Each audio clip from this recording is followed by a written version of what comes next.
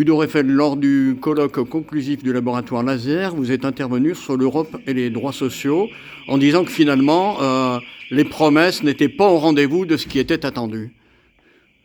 Oui, parce que quand on a construit l'Europe telle qu'elle existe maintenant, notamment dans les années 80-90, on a promis aux organisations syndicales d'instaurer une régulation au niveau européen en échange de la libéralisation économique, de l'ouverture des frontières et du démantèlement de toutes les régulations nationales. Donc la libéralisation a été au rendez-vous, mais pas les droits sociaux.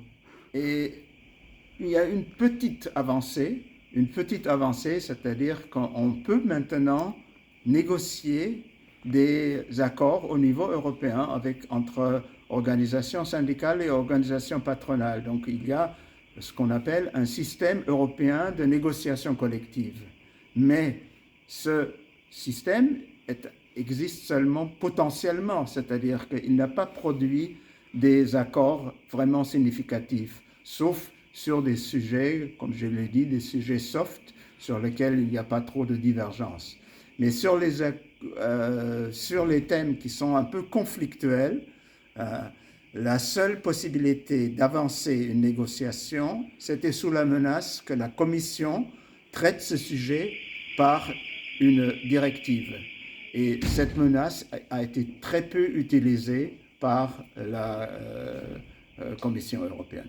Ces promesses non tenues tiennent aussi peut-être à la faiblesse ou aujourd'hui l'incapacité du mouvement syndical européen? Aujourd'hui, le mouvement syndical est sans aucun doute très affaibli parce qu'il a perdu des membres, mais il est affaibli aussi parce qu'il n'y a plus d'alliés qu'il avait traditionnellement. Il avait des partis de gauche qui étaient alliés, mais ces partis de gauche soit se sont affaiblis en même temps que le syndicalisme, soit ils ont changé leur position, ils ont adopté des positions néolibérales, c'est-à-dire pas favorables à la régulation sociale. Ultime question, on parle d'un paquet de mesures qu'on appelle omnibus, qui ne serait pas très favorable aux salariés et aux organisations syndicales? Ça, c'est une demande patronale. La demande patronale, c'est de dire les charges sont déjà trop importantes pour les entreprises. Il faut absolument diminuer les charges en simplifiant la législation européenne.